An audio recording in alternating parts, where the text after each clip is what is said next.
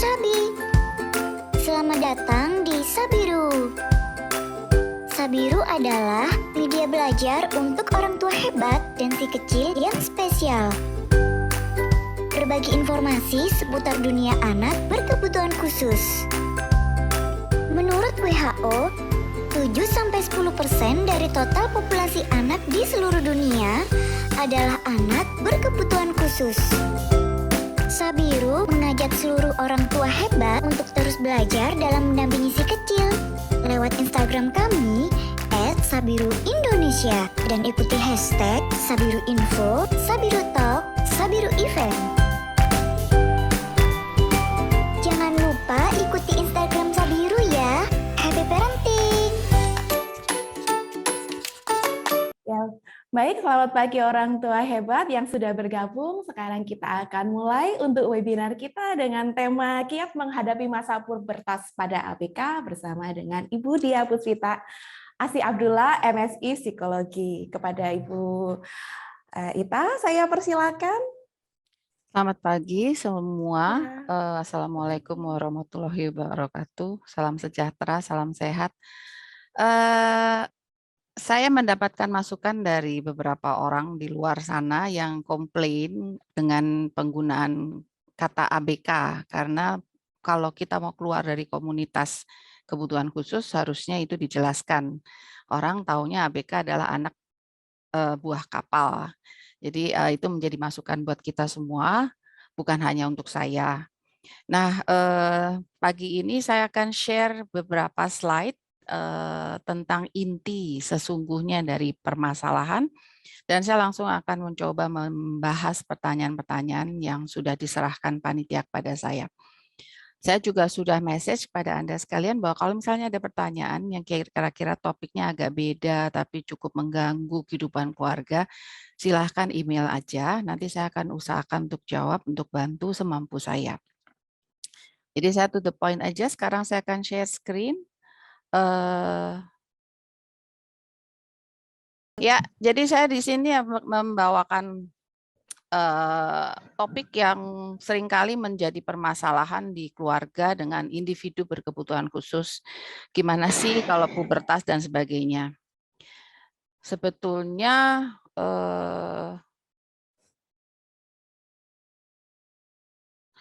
saya mau cerita sedikit tentang diri saya karena saya kemarin dimintain CV, cuman saya menolak menyerahkan. Saya itu ibu-ibu biasa sebetulnya. Saya lulus S1 dan S2 dari Fakultas Psikologi UI, tahunnya nggak penting ya, ketahuan nanti umurnya.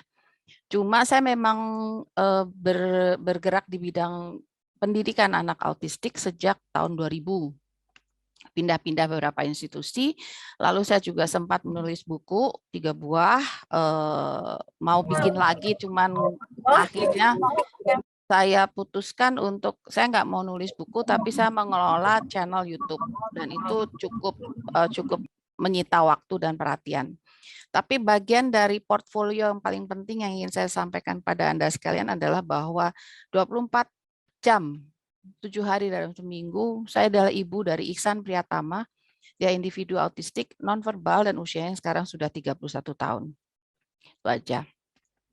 Sekarang kita bahas kiat menghadapi masa pubertas ABK ya. Kan di judulnya itu kan memang awalnya kita pikir ABK. Saya ralat deh RBK, remaja berkebutuhan khusus. Pertanyaannya adalah, anak saya sudah masuk ke golongan itu atau belum? Nggak tahu.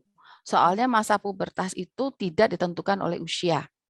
Biasanya mulai dari usia 9 sampai 10 tahun udah terjadi perubahan di dalam diri. Jadi nggak kasat mata ya. Semua anak di seluruh dunia itu usia segitu sudah mulai ada perubahan di dalam diri anak. Tapi karena anak-anak kita itu berkebutuhan khusus, tentu saja perkembangannya akan berbeda dari mereka-mereka yang tidak berkebutuhan khusus. Tulisan biru ini saya sampaikan untuk menjelaskan pada Anda bahwa manusia itu dalam perkembangan itu masuk ke dalam penggolongan sesuai dengan kondisinya. Apakah dia masih dihitung bayi atau balita bawah 5 tahun, atau anak, atau pubertas remaja, atau dewasa dan lansia. ya. Dewasa itu dibagi lagi, ada dewasa muda, dewasa tengah, dewasa lanjut dan sebagainya. Tapi kan kita nggak mau bahas itu. Saya hanya ingin melukiskan pada Anda sekalian bahwa apakah anak Anda sudah masuk pubertas atau belum, itu akan sangat ditentukan oleh bagaimana dia menampilkan dirinya setiap hari. Bukan hanya secara fisik, tapi juga secara non-fisik atau psikis. Peserta silakan memute-kan dirinya sendiri. Jadi nanti kalau saya minta jawaban baru dibuka.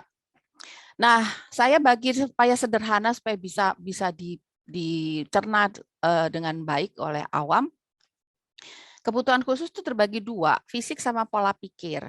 Fisik itu ya seperti yang sudah kita tahu sama-sama lah, tunanetra, tunarungu, tunadaksa, cerebral palsy, bisa ditambahin lagi tuh spina bifida, pokoknya segala macam yang secara fisik memang sudah ada pada diri anak-anak ini, sehingga mereka perlu sekali dibantu, perlu bantuan, jadi dia punya kebutuhan khusus.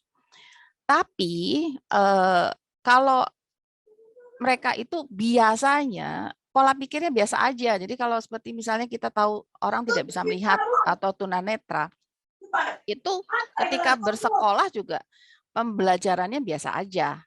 Hanya mereka pakai huruf braille gitu. Mohon di-mute ya. Nanti saya dengar loh percakapan dalam keluarga Anda di hari Sabtu yang indah ini. Nah, kalau fisik nggak apa-apa, tapi kelihatannya kok sehari-hari ada masalah ya, itu masuk ke kebutuhan khusus juga, tapi dari sudut pola pikir. Nah, ini ada banyak nih, ada ADD, ADHD, ada ASD, ada SPD, ada LD, dan macam-macam. D-nya itu biasanya disorder, artinya gangguan perkembangan. Ya, masih banyak lagi deh, cuman saya nggak mau membuat Anda sekalian jadi pusing, saya kasih tahu kebutuhan khusus ada dua, fisik dan pola pikir. Dan ada juga jenis kebutuhan khusus yang perpaduan antara fisik dan pola pikir. Jadi kalau lagi kesel-keselnya sama anak sendiri, mohon berhenti sekian detik untuk bersyukur. Alhamdulillah ya, anak saya kebutuhan khususnya ini. Karena di luar sana masih banyak lagi yang lebih rumit, lebih sulit, dan lebih kompleks. Jadi hati-hati, jangan nggak usah kegeeran bahwa dirinya paling malang di dunia dan akhirat lah kalau kata saya selalu. Nah, masalah yang sering dibahas klien ataupun masyarakat adalah terbagi dua juga. Yang fisik itu perubahannya wanita biasanya tuh anak saya udah marah-marah nih, dia jerawatan, dia nggak suka, udah mulai tumbuh bulu, payudaranya membesar, menstruasi, dan jangan salah, banyak sekali remaja berkebutuhan khusus yang ternyata hamil di luar kehendak, ya, karena mereka tidak bisa mengendalikan apa yang terjadi di lingkungannya. Jadi hati-hati yang punya anak perempuan. Perubahan fisik pria gimana? Sama, hati-hati juga. Lawang di luar sana banyak yang error gitu.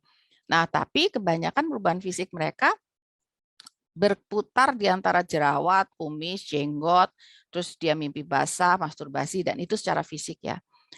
Bukan juga termasuk ketika mereka mulai sadar akan penisnya sendiri, terus mulai tahu, ini kenapa ya kok beda dari sebelumnya gitu. Itu fisik. Nah, ini ada dua macam, yang kelihatan sama nggak kelihatan, nanti kita bahas lagi. Nah, yang satu lagi, masalah remaja yang selalu dibahas orang adalah yang bukan fisik justru. Anak saya marah-marah, nggak ada sebab. Salah. Anda pikir nggak ada sebab. Buat dia ada sebab. Masalahnya kita nggak tahu. Jadi saya pakai di sini marah-marah seolah tanpa sebab. Bangkang, sulit diatur. Dia punya masalah tapi dia ambil solusi itu dia begini gitu. Terus kalau dia tertarik sama lawan jenis gimana? Nanti dia punya jodoh atau enggak? Nanti gimana? Dan segala macam. Itu masalah yang sering dibahas oleh orang tua atau guru atau terapis dan masyarakat. Nah, sebetulnya apa yang terjadi? Perubahan. That's it. Cuma perubahan. Tapi kalau komunitas berkebutuhan khusus yang namanya perubahan itu kan dirasakan sangat mengganggu. Nah, jadinya masalahnya di situ. Nah, perubahannya ada yang kelihatan, baik perempuan maupun laki, entah jakun, entah kumis, entah payudara membesar, entah pinggul membesar, jerawat, bulu-bulu, itu yang kelihatan loh ya. Tapi ada juga yang nggak kelihatan. Nah, yang nggak kelihatan tuh bisa dalam bentuk fisik. Misalnya, ini ada interupsi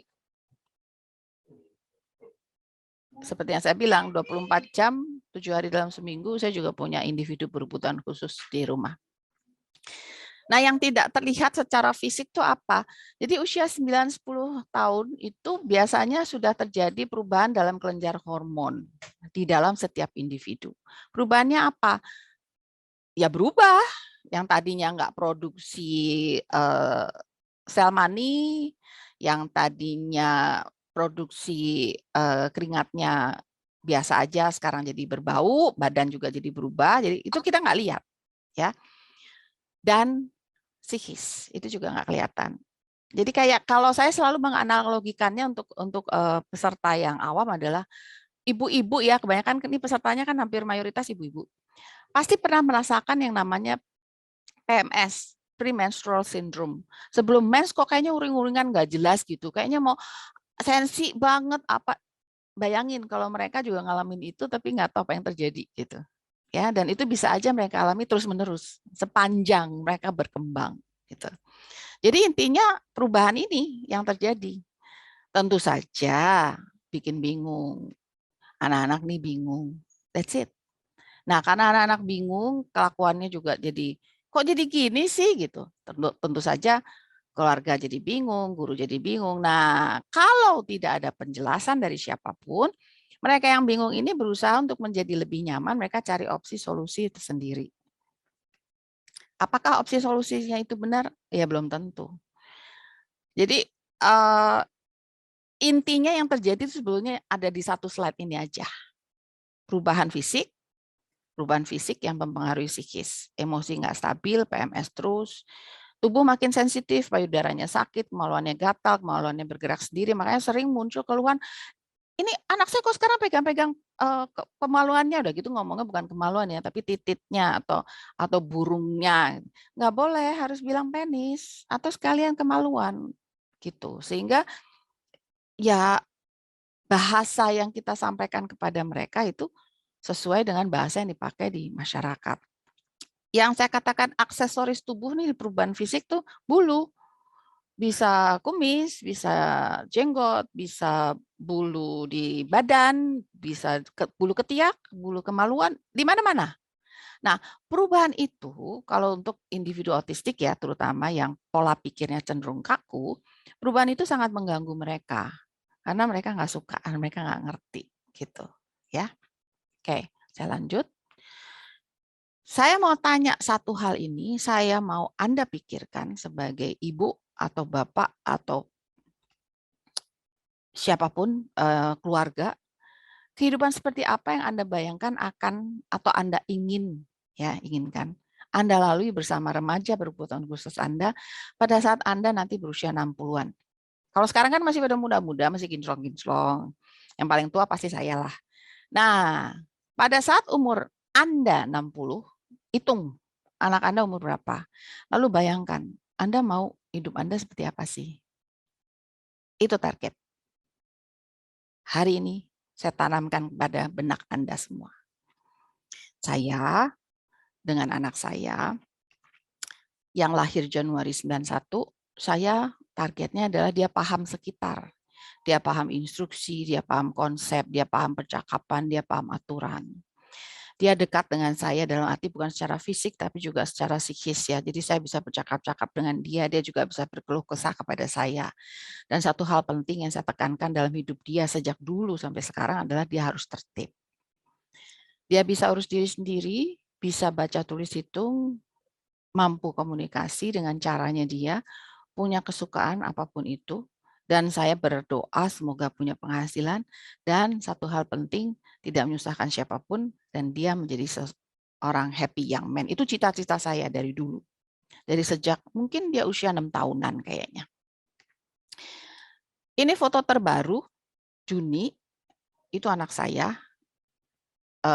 Yang sebelah kiri adalah bapak sambungnya dia, bukan ayah kandung dia. Dan saya dulu juga nggak kepikiran bahwa saya punya usaha yang namanya Rumah Belajar Tata yang sekarang udah 10 tahun. Jadi kalau Anda bisa bayangkan, kalau anak saya yang usia 31 tahun dengan tinggi 195 dengan berat 94 itu marah dan saya didorong, mungkin saya akan melayang ke Monas dengan segera.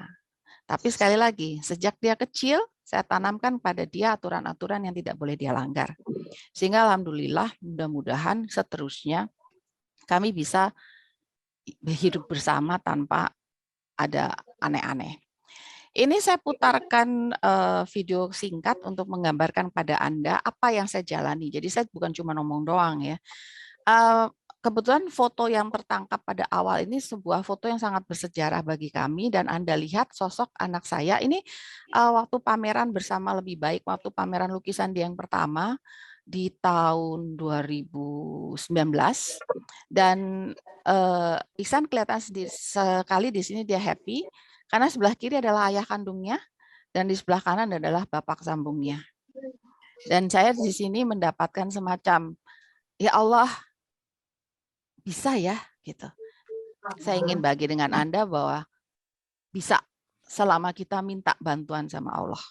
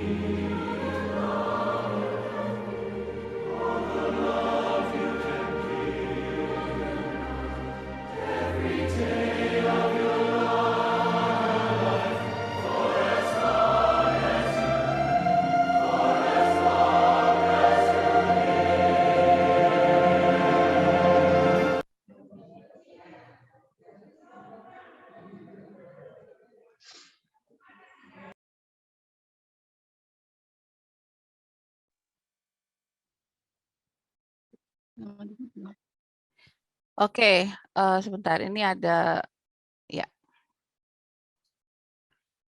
Saya juga ingin sekali bercerita pada Anda sehari-hari gimana. Jadi misalnya nih gini, saya harus pergi, tapi Ihsan ingin sekali pergi diajak makan. Dia udah menuliskan makan, dia sudah menuliskan belanja. Lalu saya bilang sama dia, biasa aja ngomongnya, Ibu pulang jam 2 siang, jam 14, nanti kita pergi. Tapi Ihsan harus baik di rumah, harus baik ya. Kalau tidak baik, tidak jadi.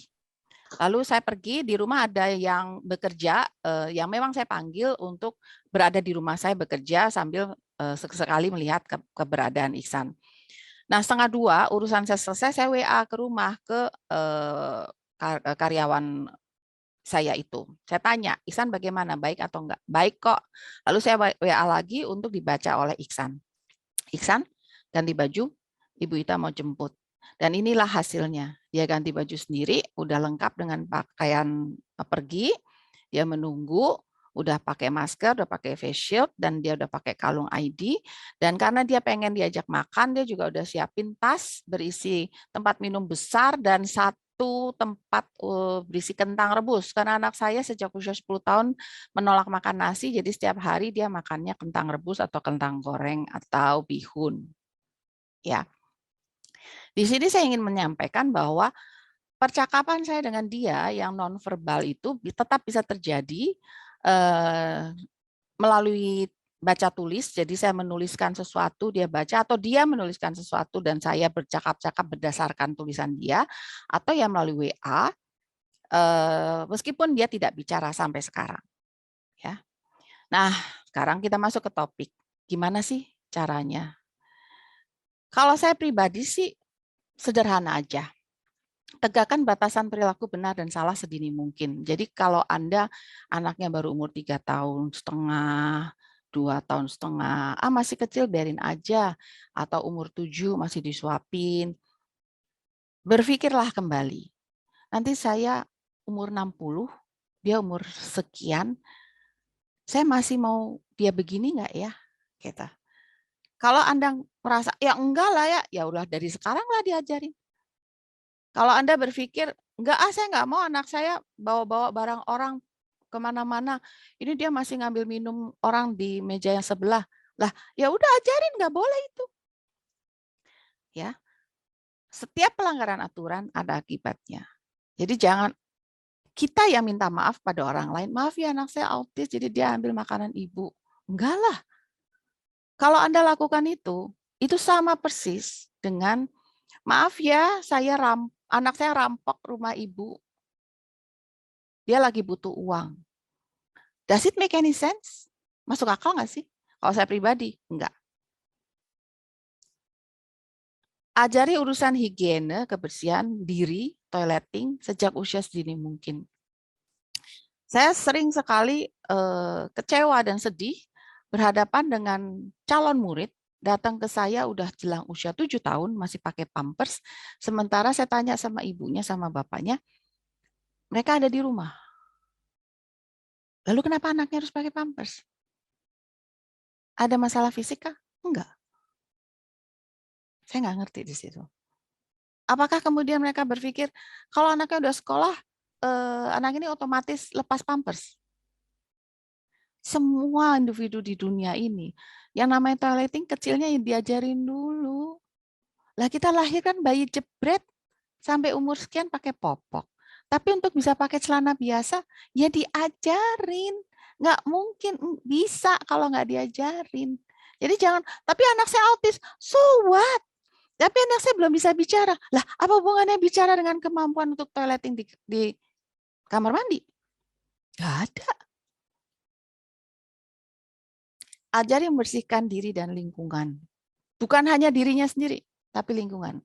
Ya itu, saya mikir nanti saya umur 60, anak saya mau umur berapa? Apakah saya akan terus ngurusin pakaiannya dia, tempat tidurnya dia, membersihkan kamarnya dia. Pada saat umur, saya kasih tahu ya, pada saat umur 40-an, 50-an, badan itu udah capek. Apalagi kalau Anda anaknya nggak cuma satu. Pikir panjang, ajarin aja. Jadi ketika anak saya misalnya, dia makan jatuh-jatuh saking excitednya. Saya cuma lihat ke bawah sama ngeliatin dia otomatis ambil sapu, dia bersihin, gitu. Kok bisa gitu? Ya dibiasain, segitu simpelnya lah. Ajari makna privacy, nggak boleh ada yang lihat. Anak saya mana ngerti Bu privacy? Dia kan nggak bisa malu, dia belum. Ya udah, fokus ke perilaku. Aku nggak mau tahu gimana caranya, tapi kalau kamu mau ganti baju, di dalam kamar tutup pintunya. That's privacy. Begitu anak saya waktu awal-awal usia 10 tahun mulai tertarik sama penisnya sendiri, saya bilang, nggak boleh ada yang lihat.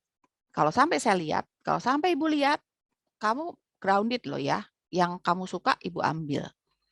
Jadi disiplin itu dibentuk sejak usia dini.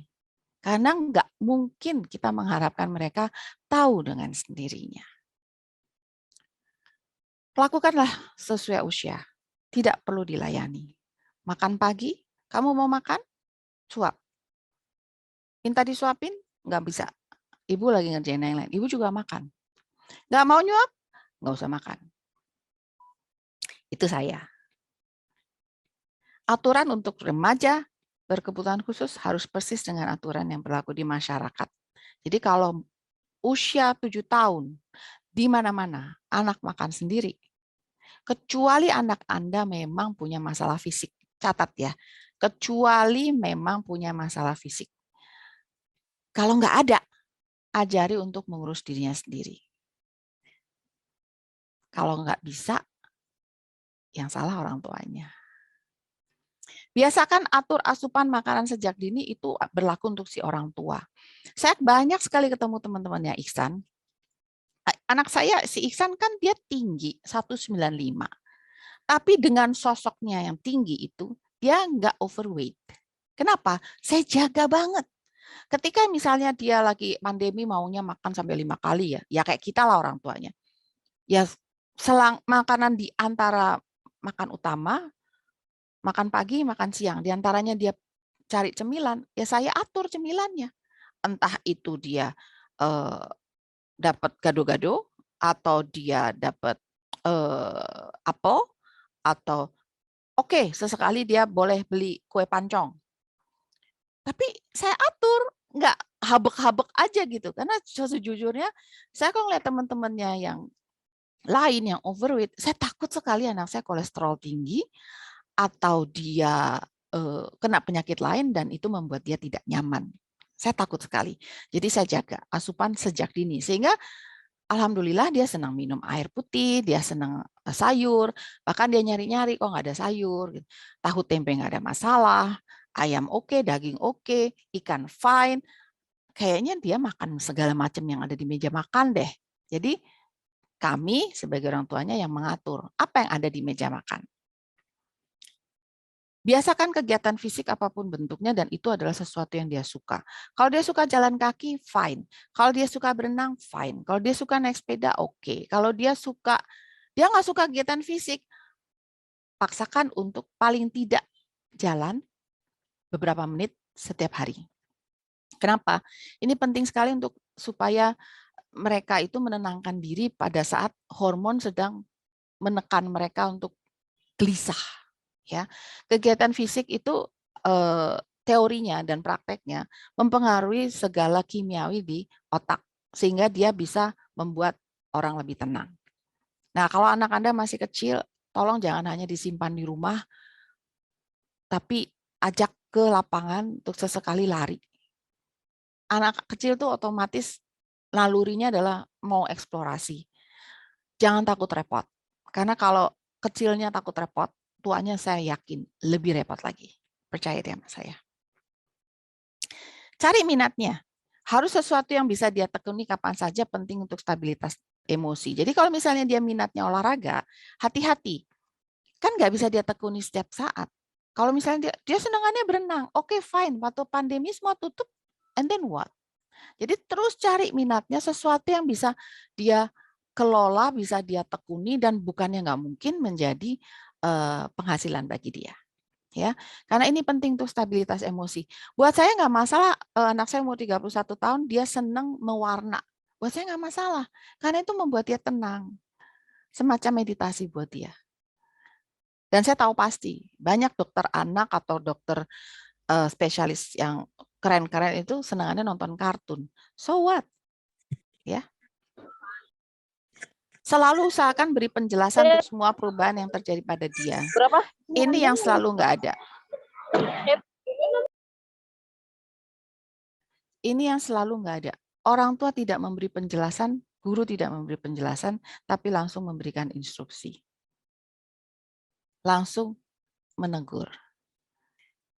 Saya ingat waktu anak saya masih kecil, ya nggak kecil lah, udah belasan, mungkin umurnya 15 atau 14, di mana saya mulai melihat, oh harusnya secara fisik dia sudah mimpi basah. Saya pernah ditanya oleh salah seorang peserta seminar waktu itu, dia berapa kali seminggu Bu mimpi basah? Ibu tahu nggak? Saya bilang saya nggak nyari tahu. Ngapain? Kalau anak saya nggak autis, emang saya pengen tahu juga dia berapa kali seminggu mimpi basah? Enggak kan? Ibu kok kayak kurang kerjaan banget nyari tahu hal-hal seperti itu. Buat saya yang penting adalah saya jelasin kepada dia. Jadi saya buatkan materi penjelasan dalam bahasa yang dia pahami. Lalu saya minta gurunya membacakan kalimat itu bersama-sama dia. Dan saya menyaksikan dari balik jendela. Jadi dia nggak tahu kalau saya lagi saksikan. Kenapa saya minta gurunya? Karena saya tahu kalau saya yang jelaskan dia nggak mau. Dia pasti kabur. Sama seperti remaja lain. Kalau orang tuanya yang langsung ngasih penjelasan, remaja-remaja itu biasanya menolak. Kenapa? Malu. Nah, jadi saya minta pertolongan gurunya untuk membacakan dan menjelaskan gambar. Di situ yang dijelaskan adalah masalah ereksi, ejakulasi. Bahwa itu terjadi pada semua pria yang sudah dewasa. Itu biasa. Tapi kalau terjadi, Ihsan harus yakin tidak ada orang. lalu bersihkan bekasnya. Dan saya lihat responsnya dia saat itu. Membuat saya berlinang air mata. Dia dengerin, dia menyimak, lalu dia mengangguk-angguk. Kayak bilang, oh jadi yang selama ini aku alami itu nggak apa-apa. Adakah saya masalah dengan dia masturbasi di muka umum? Enggak. Adakah saya masalah dengan dia menjaga privasi? Enggak. Karena dia tahu dia punya kamar, disitulah dia harus berada ketika dia muncul birahinya. Dan itu kan wajar ya. Jadi seperti yang tadi saya katakan, saya terapkan aturan yang berlaku di masyarakat kepada anak saya. Nah ini pesan untuk orang tua. Bayangin deh, umur anaknya umur berapa sih ketika Anda umur 60? Saya nanti umur 60, anak saya umur 33. Jadi saya jaga kesehatan supaya saya tetap bisa jaga dia. Buat mereka yang masih muda-muda yang belum, masih lama, cicil dari sekarang. Persiapkan lingkungan di mana remaja kita nanti akan tinggal pada saat dia sudah dewasa. Bagaimanapun dia butuh tempat tinggal. Biasakan dia mengurus lingkungannya sendiri sejak sekarang. Jadi kalau misalnya sekarang masih ngontrak, masih bagi kamar, masih tinggal sama mertua, nggak apa-apa. Tapi di dalam benak udah ada, aku kayaknya mesti nyiapin deh. Itu udah ada. Dan kebiasaan membereskan lingkungan tuh dari sekarang. Biarpun masih nebeng sama mertua, tempat tidur, dia bisa dong beresin spraynya atau lipat selimutnya sendiri, menyimpan bantal di mana, kalau perlu menggulung kasurnya, kan bisa dong diajarin. Ya. Terima keadaan apa adanya, analisa situasi. Jadi kalau memang udah diusahain segala macam, seperti saya, dari umur 3 tahun sudah terapi wicara, umur 11 tahun hasilnya bisa dibilang kurang signifikan. Sebelum saya memutuskan di usia 11 tahun, pada saat usia 10 tahun saya sudah ajarkan cara berkomunikasi tapi tanpa bicara. Saya perkenalkan berbagai teknik, berbagai keterampilan pada anak saya, dan itu ternyata terbukti sangat mengurangi frustrasi dia, sehingga bisa dibilang kejadian kami berdua berantem pada saat dia remaja. Pada waktu dia remaja tuh saya hanya berdua dengan dia, single parenting. Saya single parenting 15 tahun. Jadi bisa dibilang minimalis lah. Kecuali misalnya masuk nih tokoh ketiga, apakah pembantunya ibu saya atau ibu saya stroke, dia harus dirawat, terus susternya rese, yang kayak gitu-gitu. Tapi kalau hanya antara dia dengan saya, bisa dibilang minimal banget situasinya. Kenapa? Karena saya sangat menerima. Ya udah, kamu nggak bisa bicara. It's fine for me. Saya yang belajar bagaimana caranya saya memahami dari perilakunya. Oh dia lagi gini, oh dia lagi gini. Oke, saya neranginnya gimana? Gampang. Ya enggak. Selesaikan masalah perbedaan pendapat di antara pasangan kalau ada, cari titik temu. Saya yakin dua kepala untuk menentukan hari ini kita mau makan apa nih. Itu aja susah kan? Apalagi kalau kita bicara mengenai ini anak mau disuapin atau enggak, ini anak mandi mau dibantu atau enggak. Ya, antara suami sama istri itu biasanya ada perdebatan. Usahakan untuk mencari titik temu. Karena kalau enggak, kasihan anaknya. Anaknya akan bingung dan seperti manusia lain pada umumnya, mereka akan cari cara bagaimana supaya hidupnya lebih enak. Lebih enak dengan logika gini nih. Kalau saya ke papa, saya dapat coklat, saya akan ke papa. Ngapain ke mama yang larang ada coklat, saya makan coklat. Jadi kalau ada mama, saya nangis-nangis biar papa datang. Kan saya dapat coklat. Gitu. Jadi saya tidak pernah menyimpulkan bahwa anak-anak berkebutuhan khusus, individu berkebutuhan khusus itu tidak menalar. Mereka menalar. Kadang-kadang lebih manipulatif daripada anak pada umumnya. Aturan baku, apa yang dilakukan orang tua akan ditiru oleh mereka. Jadi kembali aja kepada mereka, pada Anda. Anda mau sembarangan, monggo. Anda mau mencari alasan untuk setiap perilaku anaknya, silakan. Tapi ketika Anda udah nggak ada, remaja ini udah jadi dewasa, lalu warga sekitar resah, tidak suka, pasti kan ada akibatnya. Pada saat itu Anda udah nggak bisa bantu. Kalau saya sangat menghindari situasi seperti itu. Jadi saya sejak dulu berusaha keras agar anak saya tidak mengganggu lingkungan, tidak menjadi parasit, tidak merepotkan, bisa mengurus dirinya sendiri, tahu bagaimana caranya menyampaikan kalau dia lapar, dia butuh makanan, tahu bagaimana menjawab larangan orang, atau bagaimana menerima konsekuensi dari apa yang dia langgar. Apalagi ya, pokoknya ya supaya dia baik-baik aja. Oke, kayaknya so far saya baik-baik aja nih. Saya nggak ada dapat WA apa-apa dari panitia. Mudah-mudahan chattingnya nanti nggak ratusan waktu saya buka. Saya masih share ini ya, masih share screen. Saya mau bahas pertanyaan. Saya nggak tahu pertanyaannya datang dari siapa. Saya terima dari panitia. Anak usia 7 tahun laki-laki untuk anak yang punya gangguan perilaku. Tolong saya koreksi dikit ya. Disleksia itu bukan gangguan perilaku. Disleksia itu adalah gangguan belajar, di mana mereka sulit membedakan huruf, sehingga biasanya masalahnya dibaca dan tulis. Ya, jadi bukan gangguan perilaku. Oke. Kognitifnya kurang. Apakah ketika si anak bertanya tentang bagian tubuh yang sensitif seperti pantat, vagina, dan lain-lain sudah bisa disimpulkan sebagai tanda pubertas? Tanda pubertas itu nggak kelihatan. Seperti yang tadi saya katakan, ada perubahan dalam dirinya dia, perubahan hormon, perubahan dalam fisiknya, perubahan dalam pola pikir. Jadi kalau dia bertanya, sebetulnya itu bukan bagian tubuh yang sensitif. Pantat, vagina itu bukan bagian tubuh yang sensitif. Itu adalah bagian badannya dia.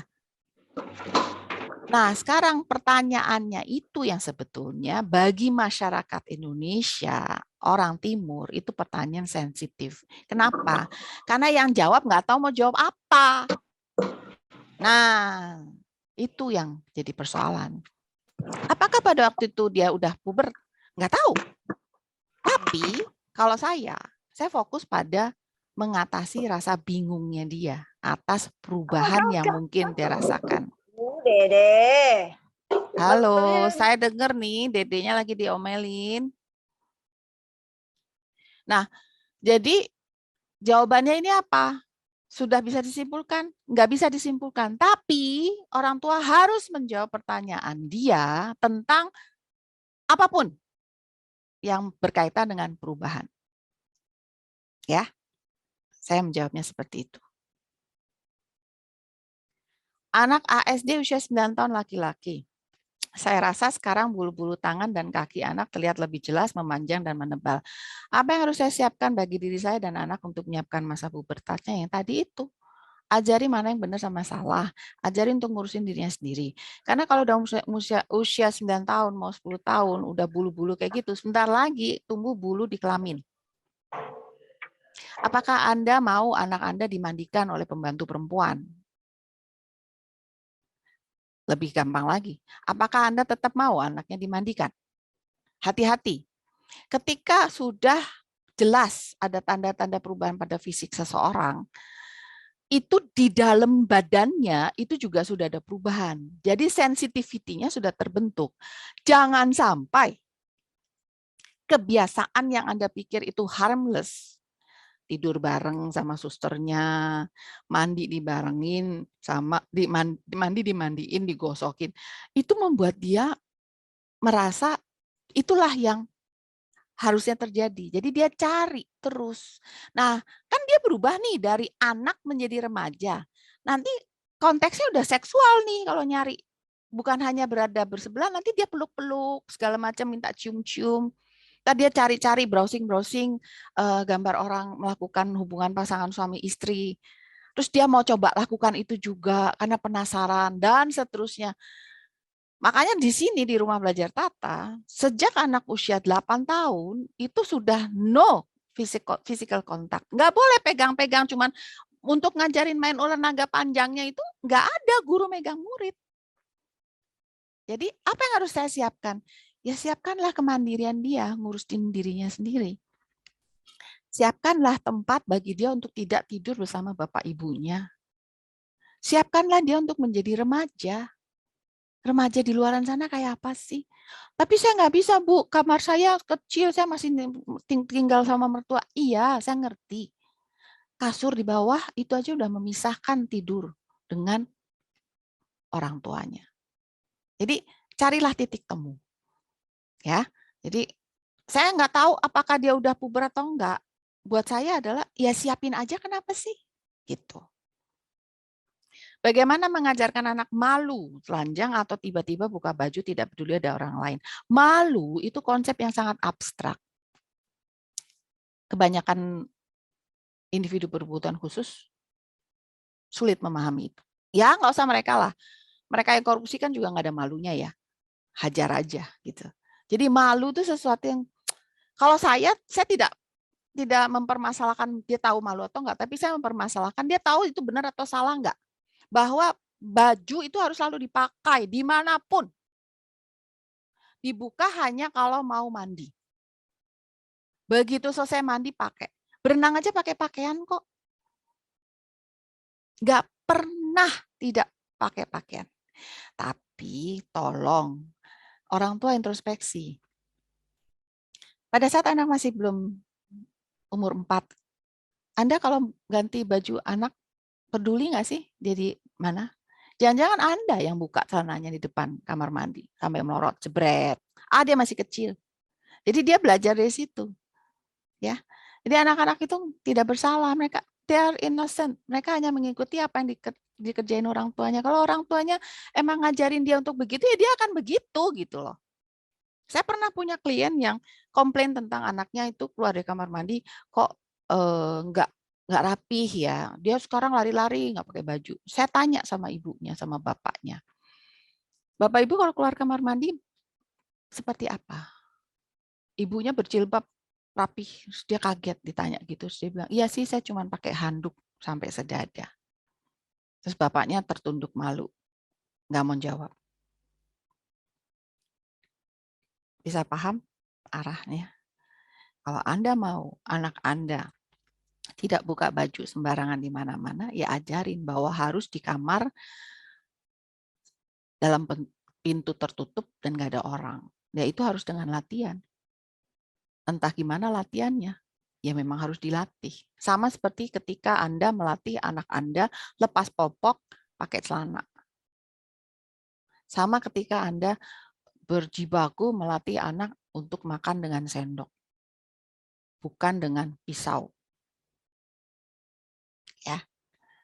Bagaimana menyikapi anak yang sudah kita namun sering menyebut nama kelaminnya? Pertanyaan saya, ketika dia menyebut nama kelaminnya, reaksi pendengar apa? Kalau reaksi pendengar adalah, jangan ngomong itu. Itu seperti reward ya, seperti perhatian. Ya dia sebut lagi. Nggak ada hubungannya sama udah khitan atau belum khitan. Lawang ada yang khitannya pas bayi kok. Ada yang sampai dewasa juga belum khitan juga saking takut nanti anak saya nggak mau. Ya emang nggak ada yang mau di khitan itu. Sakit tahu. Nah, jadi sikap kita gimana? Kalau itu udah modifikasi perilaku ya. Kalau saya ajarin nih, kita nggak selesai 12:30. 2:30 juga nggak selesai. Tapi intinya adalah, bisa nggak pendengar dan orang yang di situ, mukanya lempeng nggak bereaksi ketika dia menyebut nama kelaminnya. Itu tantangannya. Lalu bisa nggak pada saat yang sama, ada orang yang mengajak dia mengerjakan hal lain. Jadi perilaku yang negatif tadi menyebut nama kelamin tidak diberikan jawaban, diabaikan, tapi langsung si anak diarahkan ke hal yang lain. Konsepnya sesederhana itu sebetulnya. Jadi misalnya, titit, gitu. Nggak usah dijawab. Bang, Mama punya buku nih. Kamu udah lihat belum? Seolah-olah dia nggak ngomong nama kelaminnya tadi itu. Gitu. Jadi perilaku negatif diabaikan, perilaku positif langsung cepat-cepat diarahkan. Aduh, kalau diskusi yang ini lama nih, panjang. Saya lanjut aja ya. Pertanyaannya banyak. Anak ASD dengan SPD. Jadi ASD itu Autistic Spectrum Disorder, sementara SPD itu Sensory Processing Disorder. Ya, usia 11 tahun. Sejak balita ukuran penisnya kecil, apakah nanti ada masalah di pubertasnya? Penis kecil itu istilah kedokteran namanya mikropenis. Saya tidak punya wewenang sama sekali untuk menyampaikan harus gimana, karena itu wilayahnya dokter. Dokter pun dokter yang spesialisasinya di hormon, endokrinologi kalau nggak salah. Nah, biasanya itu ada range ukuran kan. Kecil, besar itu kan relatif, tapi kedokteran punya. Lalu apakah ada pengaruhnya di masalah pubertas? Tadi saya bahkan sempat browsing tentang mikropenis ini. Di Alo Dokter aja ada penjelasannya tuh. Jadi silahkan dibaca, ini kaitannya sama hormon. Saran saya, berobat deh. Tanya sama dokter, perlu worry atau enggak, supaya langsung ditangani. Jadi jangan hanya bertanya-tanya, apalagi kalau udah sejak balita. Apalagi terus yang modelnya penisnya melesek gitu ke dalam sehingga sulit mau ngajarin untuk pegang penis mengarahkan pada saat pipis susah Bu, soalnya nah itu harus ditanyain ke dokter. Nanti biasanya ada penanganan. Saya pernah mengalami masalah seperti ini, tapi masalah saya beda. Saya takut anak saya terlalu tinggi. Saya lihat ayah kandungnya itu 186 apa satu, pokoknya tinggi banget. Sementara usia menjelang 18, anak saya tuh udah mau 190. Saya takut sekali kalau sampai dia seperti yang ada sampai 2 meter lebih, kasihan gitu. Kasihan dia. Jadi saya bawa ke dokter endokrin, dokter anak endokrin, dan ternyata ada metodenya untuk ngecek pertumbuhan anak. Sesudah dicek, saya dapat keyakinan, nggak apa-apa Bu, dia udah 90%. Jadi kalau nambah paling sekitar sekian senti. Jadi saya tenang, saya nggak usah melakukan pengobatan apa-apa. Dan hasilnya ya pada saat dia dewasa, dia tinggi, besar. Tapi ya memang genetikanya begitu. Di antara keluarga ayah kandungnya, dia biasa aja karena semua seperti itu. Tapi di antara keluarga ibu kandungnya, dia giant gitu. Nah, kembali kepada masalah pertanyaan nomor 5, berobat deh. Tanya pada dokter yang memang mendalami masalah ini. Jadi ibu bisa tenang. Anak usia 10 tahun bagaimana mengajarkan anak tentang haid, memakai pembalut, rasa yang tidak enak saat haid. Saya selalu colong start, curi start. Sebelum kejadian haid, saya sudah ajarkan anak-anak perempuan yang berada di bawah pengawasan saya sejak usia 9 tahun biasanya, untuk coba pakai panty liner. Panty liner kan lebih tipis, tapi buat mereka yang tidak suka perubahan, mereka perlu sensasi itu diperkenalkan sejak awal, sejak bahkan jauh sebelum mereka mens. Karena prosesnya panjang, lalu yang ada dikasih tahu kalau ini namanya pembalut, bukanya begini, masangnya di celana begini, dipakainya begini. Kasih tahu juga, Mama kalau haid itu tanggal sekian sampai sekian, nanti kamu keluar darah. Biasa aja itu, kadang-kadang sih sakit, tapi kalau Mama sih pakai minyak kayu putih di perut, itu udah biasa. Kalau sakit banget nanti bilang sama Mama, tapi itu nggak apa-apa, biasa aja. Nah, yang lebih saya kejar pada saat mempersiapkan itu adalah bagaimana mereka mengurus kebersihan saat haid, mengganti pembalut. Karena pada saat itu anak perempuan sebaiknya tuh nggak ada orang lain di dalam kamar mandinya. Privacy reason sama safety reason. Nah, jadi biasanya pakai pembalut, terus dikasih apa obat merah kayak apa nih gitu. Nah, ini udah nih, gimana caranya nyucinya, bungkusnya. Nah, setiap keluarga kan caranya beda-beda. Jadi saya biasanya tanya sama keluarganya, harus gimana nih, di rumah biasanya maunya gimana. Jadi anaknya diajarin. Dan itu jauh sebelum anaknya haid. Jadi mereka memperlakukan pembalut itu biasa aja gitu, seperti memperlakukan celana dalam. Tapi tentu saja itu harus diajarkan dan prosesnya panjang, pakai visual segala macam. Untuk pokoknya kalau yang kayak begini tuh satu seri sendiri lah ngajarinnya. Dan biasanya Allah maha. Begitu kita ngerasa, udah lumayan ini udah tercapai 80%, jebret, anak itu haid. Jadi kayak ditungguin sama Allah. Biasanya itu begitu. Ya, jadi kalau udah 10 tahun udah waktunya diajarin. Oke. Anak ASD usia 8 tahun 6 bulan terakhir suka sekali mencari sensasi dengan cara menyemprot penisnya dengan jet spray di toilet. Apakah hal tersebut bagian dari kebutuhan sensori atau kebutuhan terkait perkembangan pubertasnya? I don't know. Tapi buat saya masukkan ke kategori perilaku. Perilaku itu mau kita izinkan atau tidak. Itu aja. Mau karena kebutuhan sensori atau kebutuhan yang berkaitan dengan pubertasnya, pertanyaan saya selalu adalah, terus mau lo izinin terus atau enggak nih? Ini mau di stop atau enggak nih perilakunya? Gitu. Makanya saya dari awal udah bilang, ajarin benar salah. Ajarin mana yang boleh apa enggak. Ajarin kalau dilanggar konsekuensinya apa. Kaitannya semua ke yang kayak gini. Kalau saya pribadi, saya tidak akan memperbolehkan berlama-lama. Karena kalau dia udah kesenengan, nggak bisa di stop. Jadi biasanya saya selalu menganjurkan pada orang tua yang anaknya udah mulai besar, contohlah kegiatan anak SMP. Mereka itu bersekolah dari jam 7 pagi, kadang-kadang setengah 7. Mereka selesai tuh jam 3, lalu orang tua seringkali ngasih les tambahan, pulang-pulang jam 5, ngerjain PR, terus tidur. Itu sebetulnya salah satu cara untuk mengurangi akibat-akibat hormonal. Mereka nggak sempat, sibuk. Nah, lalu bandingkan dengan situasi-situasi di mana ada berita-berita, kok ada pemerkosaan, kok ada gini, kok ada gini. Karena orang mereka nganggur, nggak ngapa-ngapain, terus nonton video porno. Jadi hasratnya tuh makin gitu loh. Jadi kesimpulan saya apa? Biarpun dia berkebutuhan khusus, kalau dia sibuk, nggak usah les deh, nggak usah sekolah deh.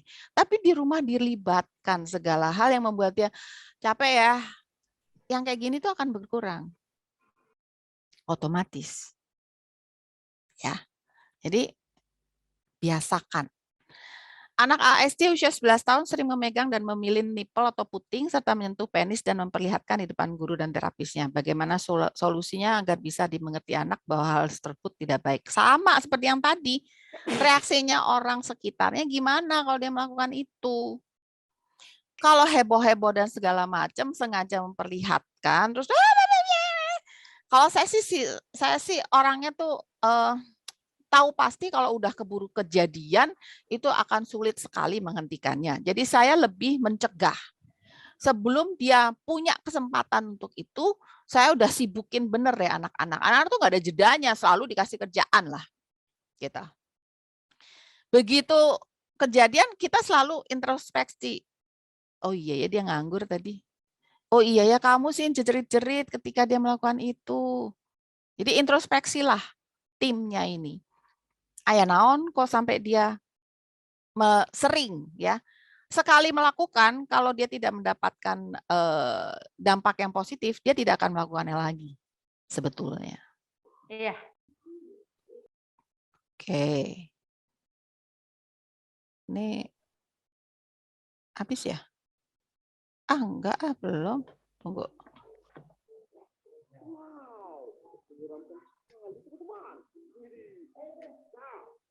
Masih. Usia 12 tahun. Dia sudah mulai melakukan rangsangan pada penisnya dengan tengkurap di tempat tidur dan menggoyang-goyangkannya ke tempat tidur. Adakah tips dan trik bagi saya sebagai guru pendamping perempuan menghadapi anak yang mulai pubertas? 1, orang tuanya harusnya nggak kasih pendamping perempuan. Itu 1. 2, kalau itu terjadi, artinya dia nganggur. Nggak ada kerjaan. Tinggalin aja. Dulu anak saya juga suka gitu. Guru lesnya datang, anak saya SMS ke saya. Tidak belajar laki-laki dewasa, dia bilang. Terus dia ke kamar, tutup pintu. Terus ya udah. Waktu itu dia usianya 19 tahun. Terus gurunya, saya bilang, kamu baca majalah aja udah. Kalau udah waktunya pulang, kamu pulang. Nah, anak saya SMS, diintipkan sama pembantu, tidur Bu. Ya iya, kalau sudah selesai masturbasi kan biasanya tidur. Jadi saya bilang sama gurunya yang nunggu sambil baca majalah, pokoknya begitu dia kelihatan keluar, kamu harus kelihatan drama bahwa kamu mau pergi. Anak saya panik. Ternyata kejadian benar begitu, dia ketiduran, terus dia bangun, terus dia mau belajar. Dia SMS, Ihsan mau belajar. Saya bilang, Ihsan ganti baju, mandi ganti baju. Terus dia lakukan itu kan makin lama lagi dong. Terus sudah gitu, dia pas keluar, pas gurunya udah siap-siap mau berangkat. Di situ anak saya kaget, Ihsan mau belajar. Oh nggak bisa. Pas saya pulang, saya terangin. Kalau lagi mau begitu, mau jadi laki-laki dewasa, jadi bahasa masturbasi kami berdua adalah laki-laki dewasa. Kalau kamu mau laki-laki dewasa, ada Ibu Ida, kamu tidak bisa. Kamu harus tahan sampai Ibu Ida pulang. Kalau enggak, yang terjadi akan seperti ini. Kamu tidak bisa belajar. Ibu Ida tidak mau, tunggu-tunggu. Itu kena banget di dia. Jadi habis itu saya lihat dia menahan diri. Gitu. Nah, tips saya yaitu, kalau Anda guru pendamping perempuan, pada saat itu diamin, jangan di situ. Pergi, tutup pintu. Give him privacy. Habis itu, suruh dia membersihkan diri, mandi, ganti baju. Lalu beraktivitas seolah-olah nggak ada apa-apa. Tapi kalau waktunya sudah habis, you go away. Dan itu harus dibahas dengan orang tuanya. Ya. Nomor 10, anak ASD usia 10 tahun suka mencium dan memeluk kencang bantal, guling, atau boneka. Sudah diingatkan untuk tidak melakukan perbuatan itu, tapi masih dilakukan dan suka masukkan apa saja ke dalam mulut seperti tisu, plastik, dan lain-lain. Bagaimana cara mengatasinya? Oke, sama seperti yang tadi saya bilang. Perilaku itu dilakukan karena kebutuhan atau karena dia dapat reward yang menyenangkan. Sekarang kalau mau ngelarang itu, ada perilaku penggantinya enggak. Jadi saya nggak mau dia nyium, meluk, kenceng, bantal, guling, boneka. Saya nggak mau. Tapi disuruh sesuatu yang lain enggak. Diajak beraktivitas sesuatu yang menyenangkan enggak. Kalau enggak ya susah. Jadi kayak ngelarang-larang doang gitu. Kayak balita, jangan lari, tidak panjat, tidak lari. Tidak aja. Tapi what? Gue disuruh ngapain? Sudah belum? Jadi jangan cuma melarang. Bagaimana memberi pengertian pada ABK saat dia memaksakan kehendak untuk mendekati lawan jenisnya. Ini mulai dari awal. Memaksakan kehendak is no, tabu for me. Karena saya takutnya yang kayak gini. Memaksakan kehendak tuh antara lain ngambil makanan yang bukan porsinya dia. Lihat barang orang mau dia pegang. Lihat barang orang mau dia bawa pulang, nggak bilang-bilang. Nggak pakai minta izin atau apa. Dibilangin hari ini kita nggak berenang, maksa tetap harus berenang. Lagi pergi ke mall, dibilangin kita nggak beli mainan, guling-guling. Itu kaitannya ke sini. Kalau udah kayak gini, udah kegedean, dia maksain ke lawan jenis tuh susah. Nggak bisa dikasih pengertian, jangan nanti gini. Kalau saya begitu udah paham, usia 10 tahunan saya udah 1. Lihat, nggak boleh pegang. Itu apa aja. Karena saya khawatir nanti kalau udah ada perempuan cantik, dipegang-pegang.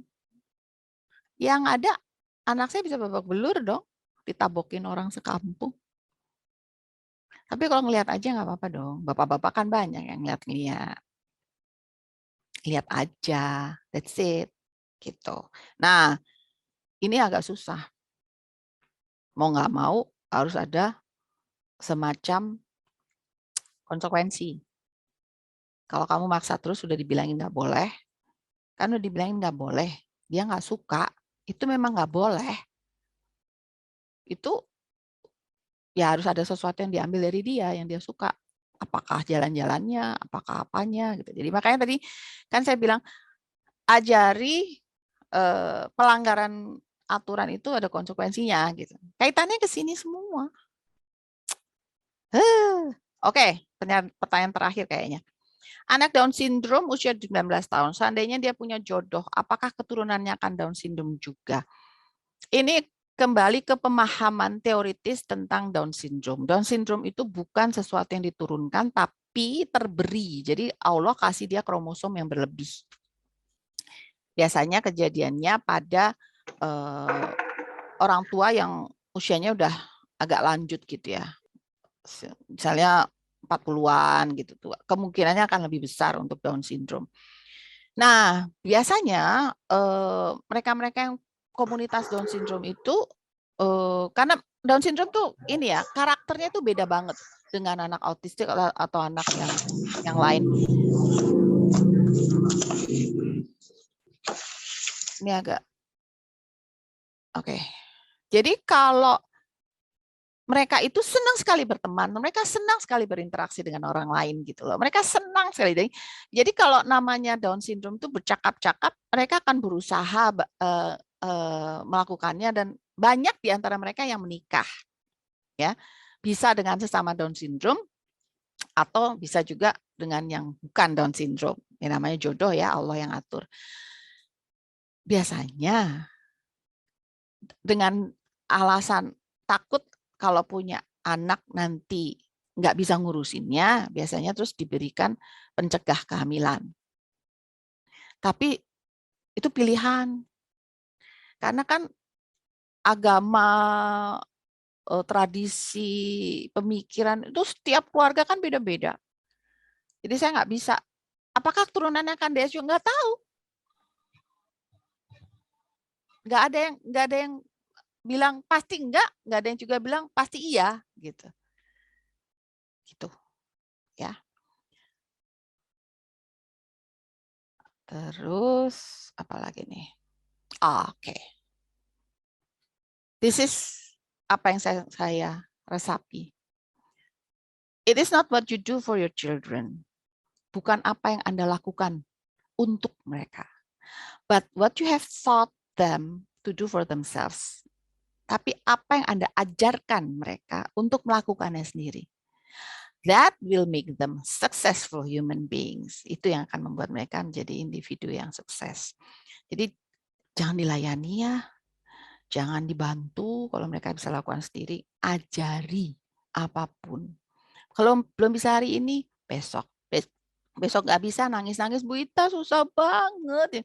Percayalah, dengan pertolongan Sang Maha, itu akan tercapai. Banyak sekali ibu-ibu yang mulainya ke saya tuh kayak gitu. Karena saya selalu nggak mau tahu, ajarin, caranya gini, cobain gitu. Dan ternyata sekarang mereka senyum-senyum karena anaknya sederhana lah, pergi sendiri ke toilet. Ya ampun Bu, dia bisa. Ya emang dia bisa, dari awal kan saya percaya dia bisa. This is my son. Kalau ada apa-apa, kontak aja, terus subscribe, like, share. Wah, saya mau jadi YouTuber. Bukan supaya apa-apa, karena saya setiap kali pertemuan kayak gini, saya selalu mengambil hal-hal yang bisa menjadi inspirasi. Dan saya disiplinkan diri saya setiap hari Jumat, saya keluarin 2 menit, 4 menit gitu, percakapan saya sama orang tua. Dan saya berharap itu bisa menjadi inspirasi siapapun. That's it. Dan thank you. Ya. Baik, terima kasih Ibu Ita untuk presentasinya dan jawabannya dari pertanyaan yang sudah masuk di grup WhatsApp Parenting Sabiru. Ya, mungkin masih ada sisa waktu sampai jam 10.30 sebelum Bu Ita undur diri. Ini ada pertanyaan menarik Bu Ita, boleh saya bacakan? Silakan. Iya. Anak usia 17 tahun mengalami jatuh cinta dengan lawan jenis. Bagaimana menjelaskannya kepada mereka? Ini pertanyaan bagus dari Ibu Lala Nadila. Maksudnya menjelaskan pada mereka tuh menjelaskan apa? Coba yang tanya deh, yang ngomong mas saya. Ayo, Ibu nih mana Ibu? Boleh Iya, Ibu Lala, silakan. Ya, silakan bertanya. Jadi saya salah satu guru di sekolah ABK. Nah, di mana anak-anak murid saya itu usianya udah 17 sampai 20 tahun. Tunggu. Saya lebih suka kalau saya bisa melihat orangnya. Orangnya mana ya? Jadi kayak, oh Bu Lala Nadila ya? Saya. Oke, ya lanjut. Saya biar kayaknya saya ngobrol sama Anda gitu loh. Monggo. Terus mereka ini lagi senang sama lawan jenis sama teman sebayanya. Nah, tapi ada ketakutan sendiri di mana mereka sudah mulai bergandengan tangan. Terus mereka melihat lingkungannya yang sepantaran mereka tuh udah pacaran gitu. Jadi bagaimana untuk menjelaskannya bahwa hal itu boleh terjadi, tapi ada batasannya gitu, Bu. Karena mereka bisa komunikasi, Bu. Oke. Jadi cara saya mengatasinya dulu itu adalah gini. Ini ada kejadian aktual yang sampai sekarang nggak bisa saya lupakan. Saya lagi pergi belanja, masih nyari mobil, mau ke tempat, pokoknya mau pulang, mau cari tempat parkirnya saya di mana, saya lupa. Saya dapat SMS, saya berhenti dulu, saya baca. Ternyata SMS dari Iksan, dia nanya, apakah Iksan bisa kawin dan berketurunan? Ya saya pingsan dong, saat itu juga jebret, pingsan dulu gitu ya. Gila anak gue nanya gini, gue mau jawab apa, mati deh gue gitu kan. Nah terus saya mengolah what will I do. Terus saya bikinkan semacam satu lembar lah penjelasan. Apa sih yang namanya nikah, pacaran, berketurunan gitu. Tapi saya fokus pada dia sebagai laki-laki. Lalu saya pakai contoh di lingkungan yang dia kenal. Kayak Pak Ade ini, Om itu, Pak Anu gitu. Saya menekankan di situ bahwa semua perilaku itu ada pertanggungjawabannya, ada akibatnya. Jadi kalau sedang sama orang, kita menyatakan lalu orang yang nggak suka, bisa aja akibatnya dia nggak mau sama kita lagi, nggak mau temenan. Kalau pikirannya mau nikah, kamu akan menjadi kepala keluarga, laki kan?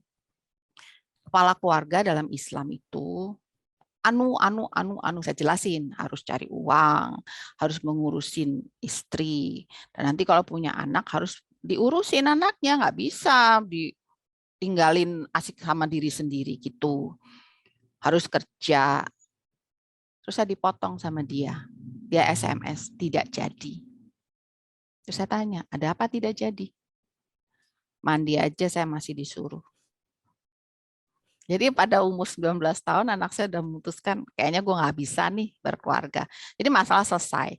Nah kaitannya dengan murid Anda, kalau bisa berkomunikasi, buatlah semacam materi dengan kalimat pendek.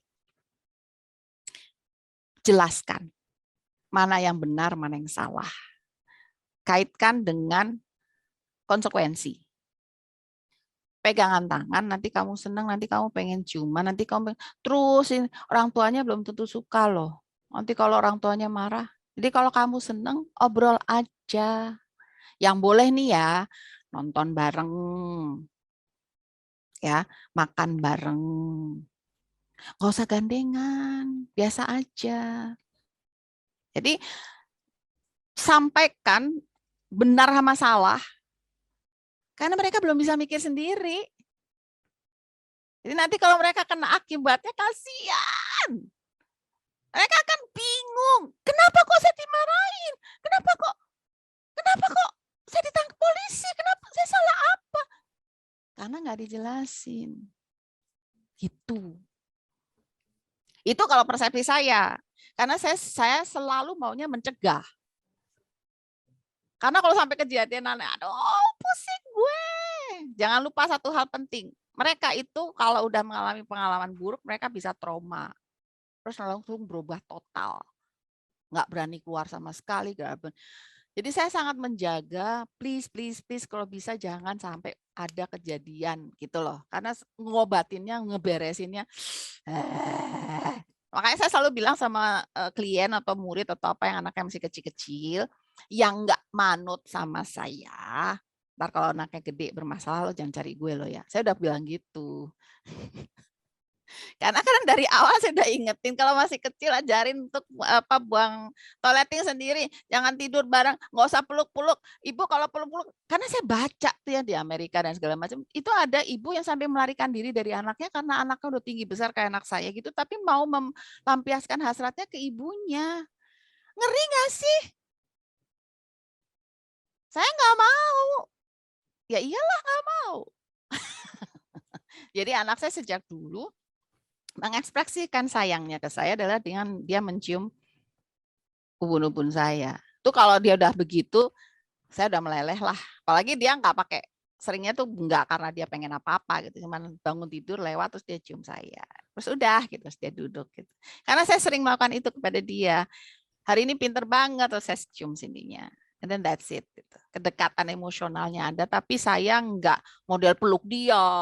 Bahkan kalau saya cuma mau gandeng dia aja, dia, ibu awas, dia nggak mau.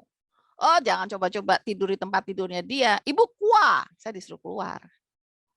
Dan saya yes gitu, karena artinya kan dia nggak mau tidur satu tempat tidur rumah saya. Gitu, jadi Bu Lala ajari dengan kalimat yang dia bisa pahami bahwa ada certain things, ada hal-hal yang bisa kamu lakukan, tapi ada hal-hal yang jangan deh. Gitu. Ya. Mudah-mudahan bisa cukup menjawab. Pelaksanaannya pasti susah nanti. Oke, ada pertanyaan lain? Mumpung masih ada waktu. Ya. Sama-sama. Ya, Bu Ita, ini ada pertanyaan menarik dari Ibu Alvira, tetapi sedikit sensitif mungkin ya. Bagaimana mengetahui anak yang pernah mengalami pelecehan seks? Apakah ada ciri khusus yang bisa kita ketahui karena anak tidak bisa mengungkapkannya? Ini Ibu pertanyaannya Alvira. banyak banget ya di chatting ya, tapi saya kayaknya nggak mungkin jawab satu-satu. Jadi saya minta mereka-mereka yang bertanya di sini email saya ya. Jadi supaya nanti saya bisa bantu jawab satu-satu. Itu memang niat saya gitu. Masalah pelecehan seksual, bagaimana kita bisa tahu? Kalau anaknya nggak cerita ya nggak tahu ya. Tapi seringkali tergantung dari derajat pelecehannya. Seringkali kita bisa baca gelagat dari perilaku si bocah. Ada orang tua yang cerita sama saya, anaknya itu dilecehkan, tapi dia tidak tahu bahwa itu dilecehkan karena dia masih kecil, masih umur 5 tahun, 4 tahun gitu. Ya kita nggak tahu juga, kecuali anak itu yang misalnya ngeluh, kok kalau pipis sakit misalnya.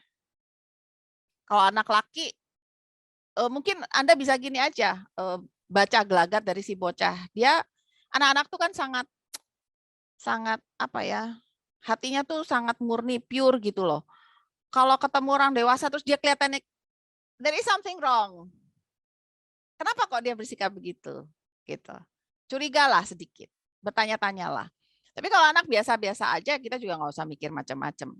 Emang agak susah ketika kita punya anak berkebutuhan khusus ya, karena kita juga khawatir. Cuman ya sekali lagi, terlalu banyak memikirkan hal yang seperti itu tanpa data, judulnya pikiran kita jadi nggak lurus juga. Kalau saya biasanya agak-agak menyerahkan kepada Sang Maha, kalau misalnya memang ada, saya diberi petunjuk supaya bisa membantu. Tapi kalau saya pasrah gitu loh. Saya kecuali memang ini anak memang kayak kesakitan, kayak apa gitu. Makanya saya sekali lagi saya jaga banget kalau bisa privacy dari kecil itu, kalau bisa ngurusin dirinya sendiri di kamar mandi, terus ya anak juga tahu perilaku yang benar sama yang salah tuh apa, sehingga dia tahu ketika misalnya ada orang megang dia menolak. Jadi hal-hal kayak gitu emang dari awal diajarin. Saya nggak tahu asal muasal pertanyaan ini dari mana karena datanya sangat minim. Menurut saya sih ini bukan pertanyaan sensitif, menurut saya ini pertanyaan penting. Tapi kalau dianggap sensitif terus yang mau bacain aja ragu-ragu, ya gimana saya mau bantu untuk solusi kan? Gitu. Jadi kalau saya sih datanya kurang. Iya, Bunda, saya adalah Alvira. Ini adalah murid saya. Dia ASD, Bunda. Dia terdiagnosa autis. Jadi dia itu tidak bisa mengungkapkan, nggak bisa komunikasi. Dari gelagatnya itu kita tahu bahwa anak ini sering menarik celana dalamnya sampai sampai kaku gitu Bunda, sampai kaki-kakinya juga kaku nonton loh. Terus? Dan dia merasa Ini laki agak perempuan? perempuan. Oke. Terus? Perempuan. Dan dulu waktu ibu bapaknya bekerja, anak ini diasuh oleh pamannya. Oleh pamannya sampai besar, sampai umur 5 tahun. Nah, itu ada gelagat yang aneh gitu loh, Bunda. Terus kalau mamanya sering dia megang-megang payudara ibunya, atau ke kami terapisnya juga seperti itu.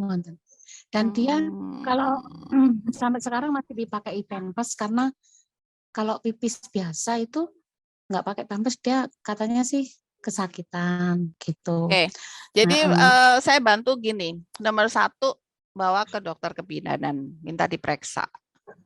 Saya nggak tahu pemeriksaannya akan seperti apa. Apakah akan diambil cairannya atau apa gitu. Karena bisa saja reaksinya dia itu bukan karena pelecehan yang berlebihan atau gimana, tapi karena keburu terjadi infeksi.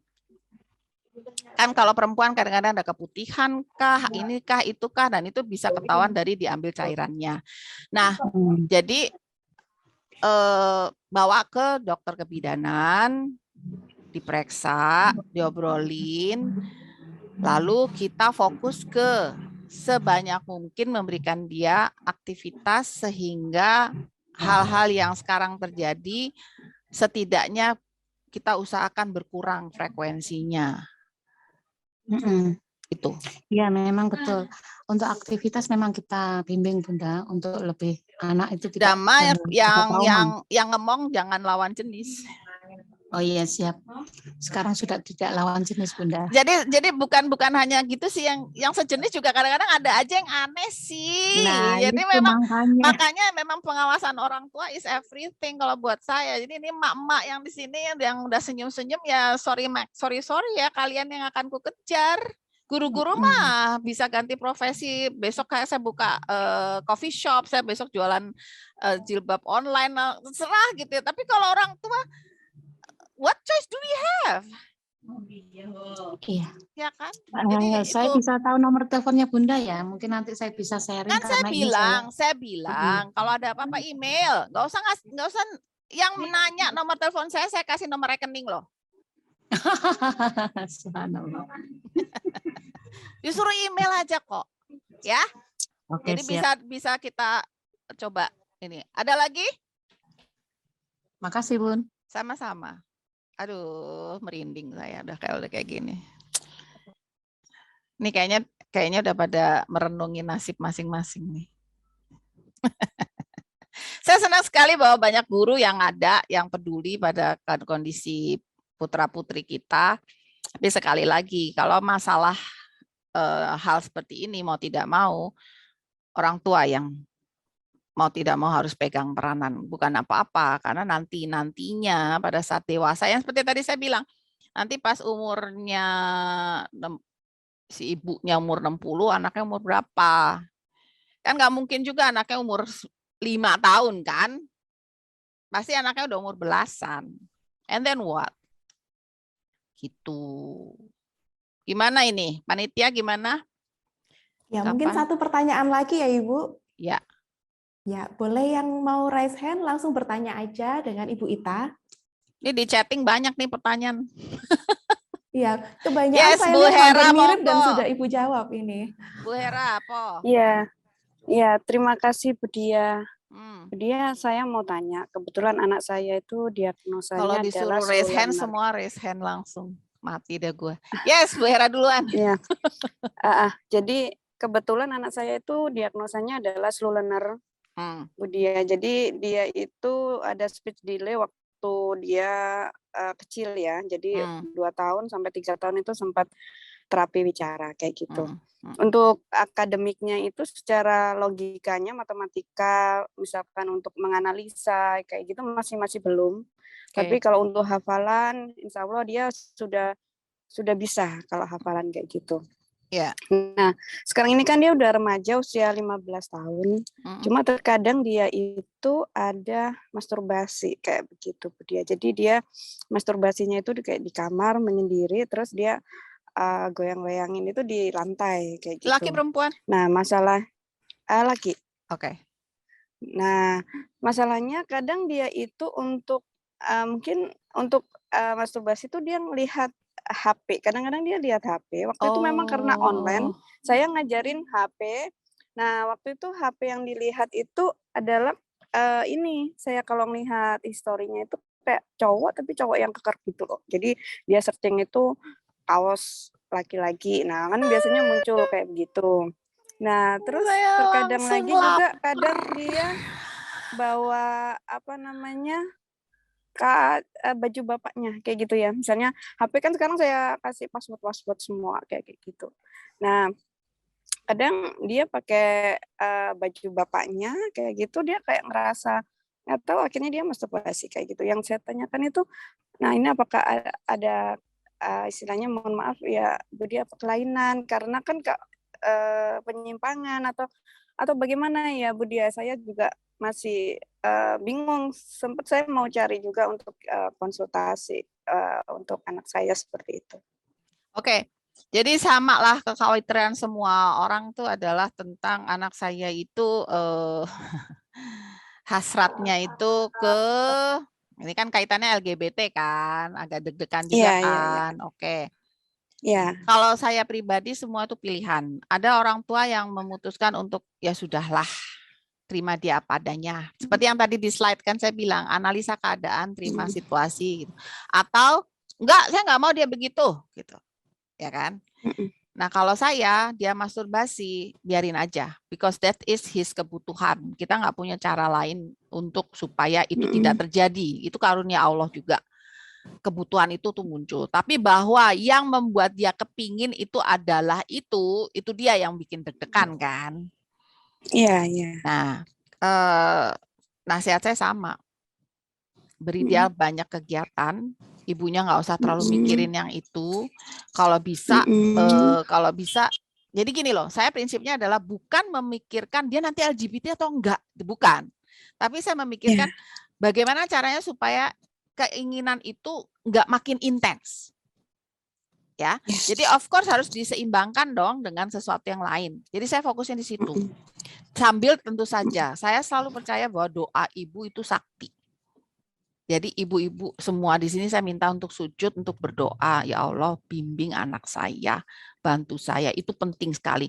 Jadi bukan yang nggak mungkin, yang namanya hati dibolak-balik itu kan urusan Allah ya. Bisa aja dengan kita menyeimbangkan kegiatan dia macam-macam, terus ibunya doa jenggang-jengking, puasa segala macam, terus tiba-tiba dia switch, fase ini hilang. That is possible. Gitu. That is possible. Daripada ibu mikir, aduh nanti dia gini, ibu jadi nggak mikir yang lain. Ya, yang bisa dilakukan untuk hal yang lebih positif. Jadi ibunya jadi kemerungsung dewek ngono loh. Ya. Kalau saya sih saat ini berpikirnya begitu. Jadi masturbasi itu juga untuk anak RBK itu tidak masalah ya, Dok ya. Maksudnya kalau ya, kemarin kan saya kasih pengertian. Kebutuhan badannya. Yang menjadi masalah adalah orang lain lihat.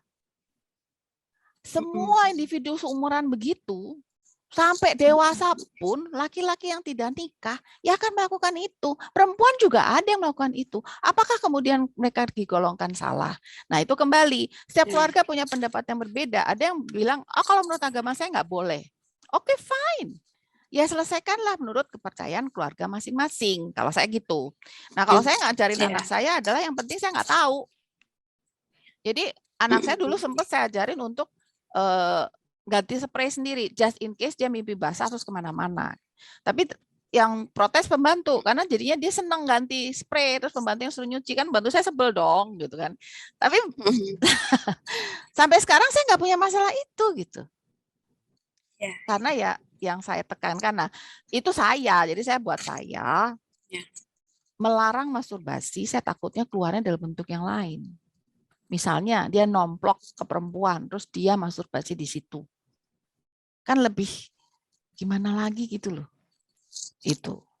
Ya Bu Hera, soalnya ada yang raise hand lagi. Terima kasih Bu Dia. Sami-sami. Ya, terima kasih Bu Dia. Sama-sama. Yuk Bu Hana monggo. Jadi enggak? Bu Hana raise hand jadi enggak? Bu Hana masih di-mute-in sama panitia ya? Sudah, Oke. dokter, sudah Kak Ika. Hah? Kak Ika kalau Hah? saya dengar Kak Ika luar biasa Oh. loh di luar. Apa? Kak, siapa? Siapa yang kakak? Kakak kamu, Bu Ika. Kak, Sorry. kakak. Woi! Ibu kamu lahir tahun berapa? Jangan-jangan tuan gue dari Iya, mana? iya. Kakak, ada udah Sorry, gitu Ika sorry. lagi. Siapa yang namanya Ika? Iya. Waduh. Oh, sorry. Sorry. kacau. Kak Dia. Sorry, Bu Dia, Bu Dia. Sorry. Tempatnya. Aku nggak bisa buka itu ya video ya. Nggak apa-apa ya. Nggak apa-apa, yang Oke. ditanya mau nanya apa, waktu Oke. bergulir nih. Bu Bergulir, Diana dan oke. angkat tangan Iya, juga iya. nih. Gini, Ya kakak, Ibu, mau nanya apa kakak? ya gini Bu, saya punya anak autism. Sekarang udah usianya 26 tahun. Dulu pernah konsumsi obat psikis. Kita juga diskusi dialog sama itu.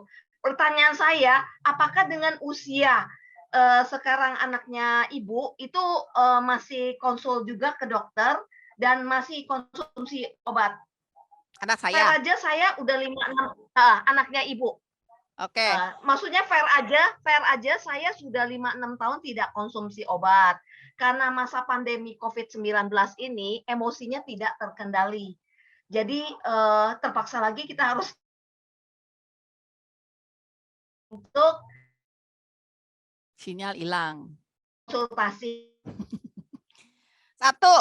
Ini kedengeran nggak sama Ada- Bu Hana, dengar nggak? Satu, anak saya nggak pernah minum obat. Dari Ini gimana sih nih percakapannya? ya saya dengar. Ya udah, kalau saya ngomong, Ibu jangan ikut ngomong. Nanti kita semua ngomong deh. Aduh kakak. Ya. Jadi Kak Hana, Bu Ya, oke, saya Yulianis dengar, ketawa silakan, Ibu. cekikikan. Ya maaf ya Bu, makin siang makin error nih gue nih. Nggak apa-apa. Ya nggak apa-apa, emang nggak apa-apa. Jangan sampai ibunya Penonton error udah mulai. juga. Udah error, jangan salah. Kalau Udah anak error. udah gede, mamanya error. Nggak usah GR, situ nggak error. Situ error, manggil saya kakak Ika aja udah error. Error juga. Iya, iya. Nomor satu, anak saya nggak pernah minum obat dari kecil sampai sekarang. Dia pernah dapat suplemen, pernah dapat suntikan, tapi kaitannya lebih ke saya ikutan nyoba sama teman-teman. Ini katanya ini bagus, tapi bukan untuk autismnya, bukan untuk emosinya. Yang banyak minum obat justru ibunya. Mana pil penenang sini? Saya minum. Nggak bohong. Tawa lagi sih Bu Yulianis. Anyway, gue lihat loh. Ibu harus bertanya pada diri sendiri dan kepada dokternya, why anak saya dapat obat-obatan ini. Ayah naon. Terus kalau misalnya ibu merasa kayaknya saya lebih baik nggak pakai deh, itu harus dikomunikasikan untuk disapih pelan-pelan dihentikan. Tapi itu harus pelan-pelan, nggak bisa saknyet gitu, nggak bisa. Itu soalnya di otak nanti saknyet juga informasi dan pesan-pesan dari si obat. Tapi kalau misalnya perilakunya nggak karu-karuan kaitannya, itu bukan hanya Anda, bukan hanya Kak Hana, ya kakak ya, tapi itu terjadi di hampir semua keluarga yang anaknya individu berkebutuhan khusus karena pandemi itu membuat perubahan. Perubahannya tidak dimengerti. Saya pernah juga ngalamin gitu, cuman saya tertolong oleh satu tokoh utama di TV, si Opung Luhut. Jadi saya bilang sama anak saya, lihat nih beritanya di TV, lihat nih, mal tutup tuh, katanya Pak Luhut aja udah tutup, masa kita mau jalan-jalan? Anak saya menyimak, terus dia lihat HP, ada tulisannya di Detik, terus ada berita di TV, baru deh dia nggak minta jalan-jalan. Terus apa namanya, kembali kepada masalahnya Kak Hana, itu harus konsultasi, tanya, terus bilang aja terus terang, saya pengen lepas. Caranya gimana? Gitu. Oke. Saya nggak bisa nentuin, lo lepas aja lo, itu saya nggak bisa nentuin. Oke? Saya mau ke Bu Diana Suning dengan angkat tangan dari tadi pegel dia. Dadah kakak. Terima kasih Ibu Dia. Dadah kakak. Ya. Bu Nihan jangan cekikikan sendiri loh. Yes. Iya, What Dok, can you sebelumnya do saya for minta me? maaf ya, Dok. Karena Lah, saya yang baru ini manggil gue bergabung. dokter lagi. Gimana? Julung. Maaf. Ibu aja kalau gitu, nggih. Ya, Maaf, karena saya baru bergabung ya. Gini, anak saya autisme umurnya 10 tahun. Dia itu punya perilaku suka cium-cium bantal, guling atau apa gitu yang dipegangnya, terus kayak posisi tengkur di atasnya gitu. Nah, ini cara ininya gimana? Kalau selama ini saya itu ngatasinnya, saya kasih tahu, "Kakak, itu tidak baik. Jangan seperti itu." Saya ambil bantalnya, saya ini, tapi dia Interupsi. masih cari yang Bu lain. Diana Iya. tadi join webinar ini jam berapa? Iya, mohon maaf jam 10 lebih, soalnya tadi adiknya ada ini. Mohon maaf ya, Ibu. Mohon maaf sekali. Soalnya udah dijawab di Oh ya. pembahasan awal, udah dijawab pas jawab. Oh gitu ya. Gimana dong ya? Aduh, Iya, jadi saya intinya aja jadi deh, sedikit aja. makanya kan saya bilang sama Anda sekalian, kadang-kadang anaknya nggak butuh obat, yang butuh ibunya nih. Nah, kalau udah kayak gini nih, ya. Iya, iya, iya. Jadi dari tadi saya berpanjang lebar menjelaskan kepada ibu-ibu semua, anak-anak tuh diajari yang benar sama yang salah. Boleh atau enggak. Tapi harus jelas. Kalau ibu tadi pakai kata ganti, itu nggak boleh, itu nggak baik. Itu buat saya sih nggak jelas. Ayah naon gitu. Kemudian harus disadari bahwa remaja-remaja ini mengalami perubahan dalam dirinya dia, ada kebutuhan, dia mulai sadar, ternyata enak ya kalau saya melakukan itu, menggesek-gesekkan, ada sensasi dalam diri saya, kok saya jadi ngerasanya enak nih, nyaman ya, gue lakukan lagi deh, gue lakukan lagi. Kalau anak tidak ada kegiatannya, dia akan kembali melakukan itu. Jadi tugasnya si ibu adalah banyak-banyak memberikan kegiatan. Saya tadi juga udah bilang, kalau anak SMP itu kan kebanyakan sekolah sampai siang. Terus aktif. Itu antara lain supaya mereka nggak cari-cari kesempatan untuk gesek-gesek, gosok-gosok, dan segala macam. Nah, anak SD kan juga sekarang gitu, ada PR, ada tugas. Sebenarnya guru-guru juga antara lain ya itu. Nah, putranya Bu Diana mungkin emang lagi nggak ada yang dia kerjain, terus kayaknya asik-asik, barangnya ada di depan mata, asik gitu. Itu dari jam 10 tadi udah dibahas. Ya, maaf. Bengek deh saya. Itu Itu ya Bu Diana ya. Ya, terima kasih banyak. Oke, ini kan ada 3 orang yang ngangkat tangan. Saya jawab itu, habis itu kalau ngangkat tangan lagi saya kirim nomor rekening. Bu Isti duluan. Langsung nyengir. Gue ancam aja. Yes, Bu Isti. Jadi nggak nih ngangkat tangan? Nggak jadi? Pindah nih. Jadi. Cepetan, nanya apa? Nggak kerungu aku. Saya 15 tahun, global delay.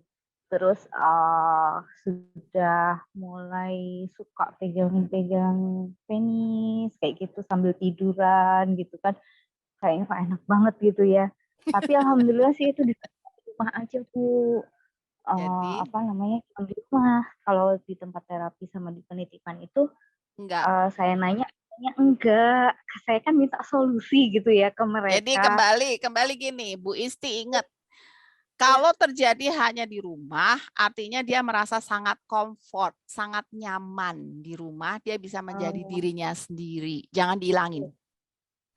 Tapi itu dilakukan di depan TV, Bu, di ruang keluarga. Ya itu yang harus dilakukan, dibenerin.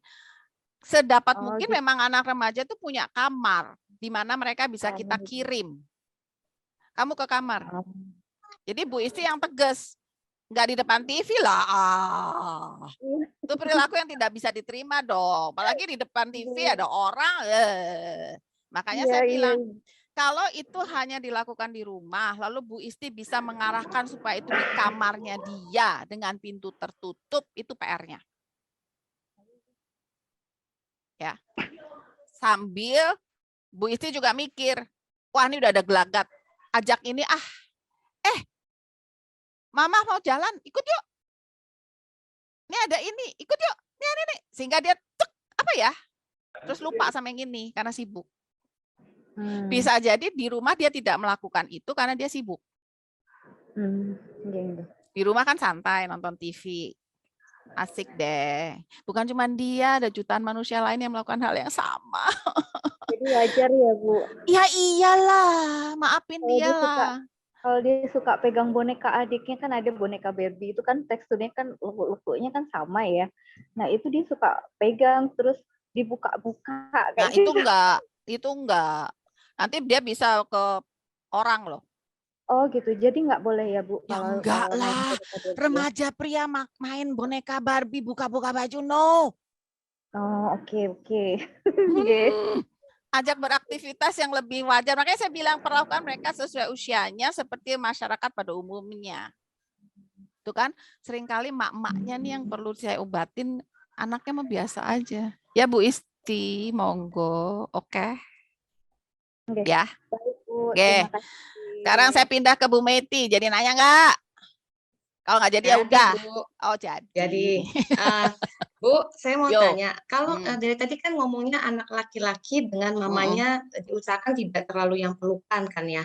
Kalau sama anak perempuan bagaimana, Bu? Sama. Misal saya dengan anak saya yang perempuan ASD juga, itu boleh atau dibatasi?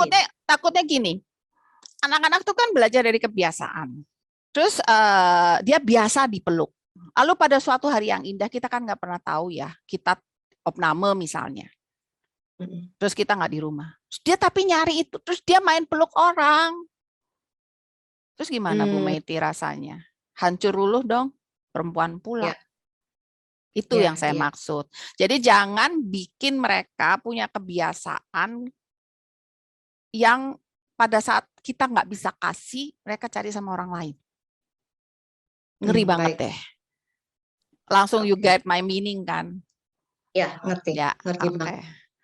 Oke, berarti harus pisah kamar. Kemudian anak saya ini ada kejang, Bu. Jadi pas pisah kamar saya agak deg-degan. Sebetulnya gitu nggak harus pisah-pisah kamar juga. Kalau kejang kan lain lagi ceritanya nih. Kita harus selalu mengawasi. Paling tidak pisah kasur. Jadi pakai tempat tidur sorong. Jadi ibu dari atas bisa ngeliat ke bawah gitu. Oh anak gue baik-baik aja. Oh anak gue nggak apa-apa. Itu bisa.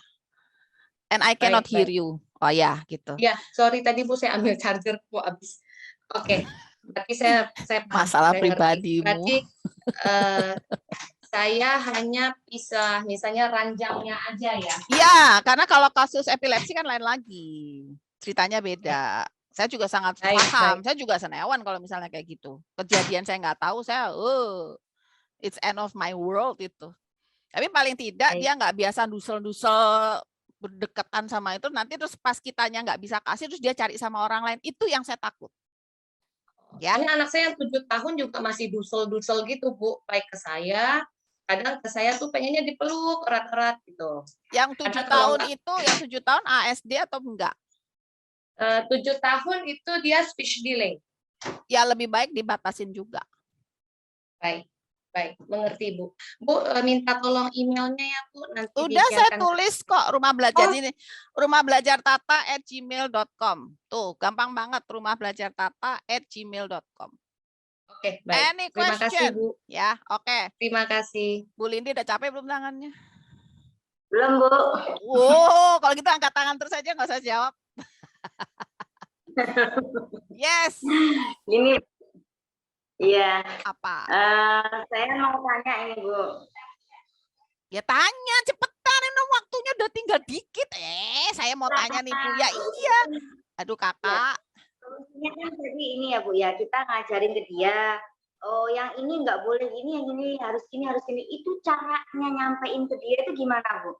Kan yang saya tahu sehari-hari Bu, mulai dari waktu Ibu ngajarin dia supaya pipisnya di toilet, Ibu ngomongnya gimana? Pakai itu Bu, pakai teks itu. Pakai gambar. Toilet. Ya udah, iya. Ya udah gitu. Jadi Ibu kan gini, dia melakukan sesuatu, Ibu arahkan ke yang perilaku yang baik kan, pakai gambar kan. Iya. Ya untuk semua hal bisa dilakukan. Jadi misalnya nih, dia siap-siap mau masturbasi, ya. Terus kita mau supaya itu nggak terjadi, ya udah ikut Ibu yuk, ibu mau ke pasar nih, ikut yuk. Jadi plek, teralihkan.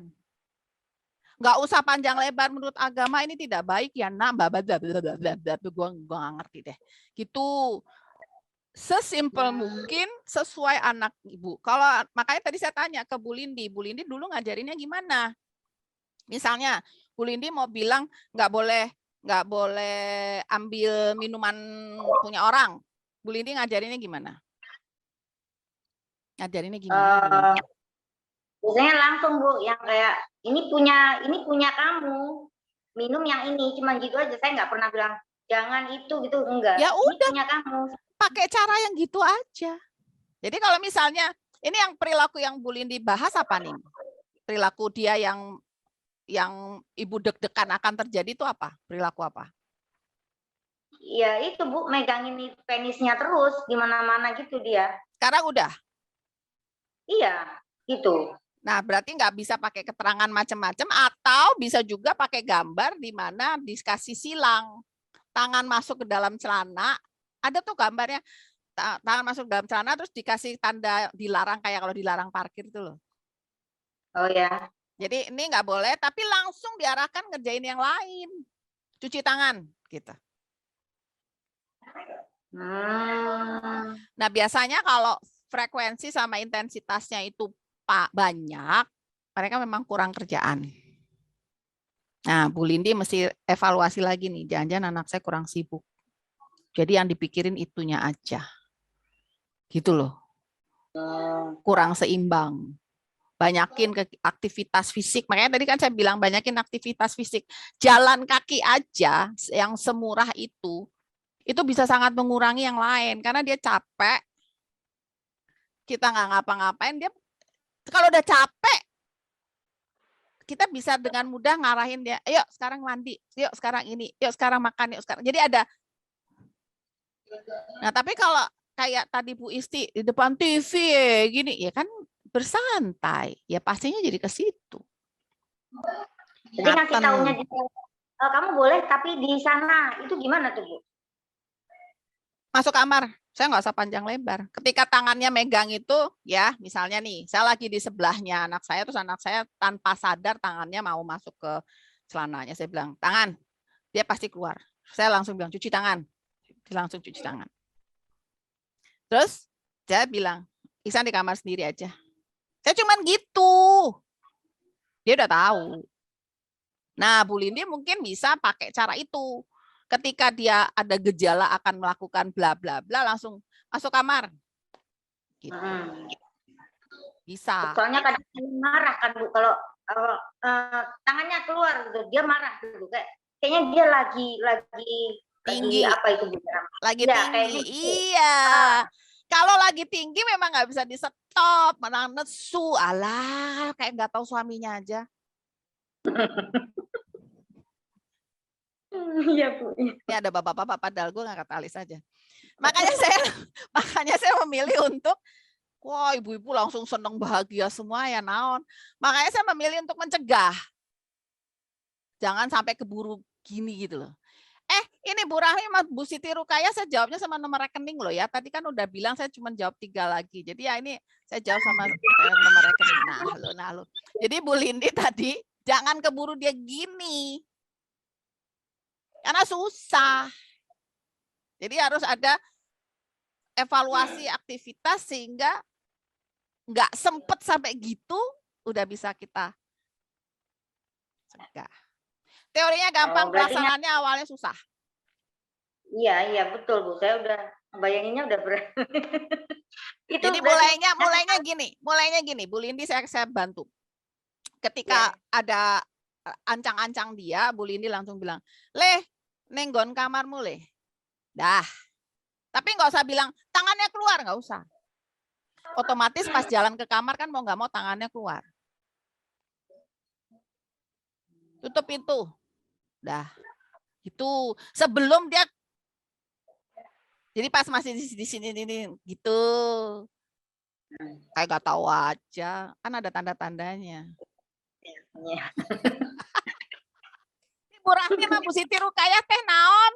Pertanyaannya bisa pakai email atau gimana nih? Aduh, begitu disuruh ngangkat tangan. Terima kasih, Bu. Terima kasih. Sami-sami. Selamat berjuang. Ya, seru sekali hari ini ya Ibu Ita. Tapi waktunya sudah melebihi dari... Bu Siti Rukaya sama Bu Rahmi, email saya aja ya. rumahbelajartata@gmail.com. Ini banyak pertanyaan di chat, nanti bisa langsung dikirimkan melalui email ke rumahbelajartata@gmail.com. Dan saya memang selalu minta izin untuk merekam karena dengan demikian saya juga punya catatan chattingnya ini, sehingga insya Allah kalau memang bisa saya jawab. Tapi kan saya nggak tahu saya kirimnya kemana, kan kan nggak jelas di situ emailnya apa atau apa. Jadi lebih baik Jaela tiap kali Bu Dia angkat alis belok ke kiri udah. lurus belok ke kiri mau ngapain? Ya iyalah, tiap kali Bu Dia angkat alis para pria hanya nyengir. Ya iya emang gitu kan, para pria mengalaminya kan. Rekaman YouTube-nya yang ini nggak ada, tapi nanti saya akan olah. Carikan aktivitas. Mas Sherry, materi saya akan share slide-nya. aja. Lah, mau ikut ngomong. Tapi nggak mau keluar dari kolam bola. Nggak mau keluar dari kolam. Siapa suruh lo nggak mute? Kan gue jadi nguping. Ya, nanti akan share slide-nya ke panitia. Saya udah bikin PDF-nya. Tapi kira-kira kayak gitu deh. Kayak gitu tuh ya kayak gimana deh, nggak tahu lah. Saya minta maaf, saya udah harus pamit. Saya udah harus berangkat ke Serpong. Sebetulnya ada kawinan anak adiknya suami, tahu. Tadi pagi saya nggak datang gerejanya, akad nikahnya. Jadi harus ke resepsi on time. Ini makanya ngapain gue cakep-cakep begini coba. Bukan, sorry ya, bukan demi kalian, bukan. Terima kasih banyak loh pertanyaannya. Ya. Mau tidak mau semua pertanyaan membuat saya berpikir ulang, mengingat-ingat kembali pengalaman. Oh, dia di situ.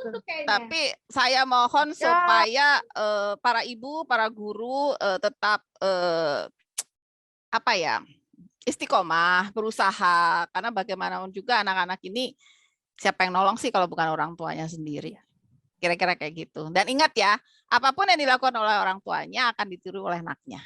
That's it. Jadi hati-hati dengan apapun yang kita lakukan. Gitu aja ya kakak. Ya, terima kasih banyak Ibu Ita untuk presentasi dan juga ilmunya hari ini. Mohon maaf jika harus menyita waktunya Ibu lebih lama lagi.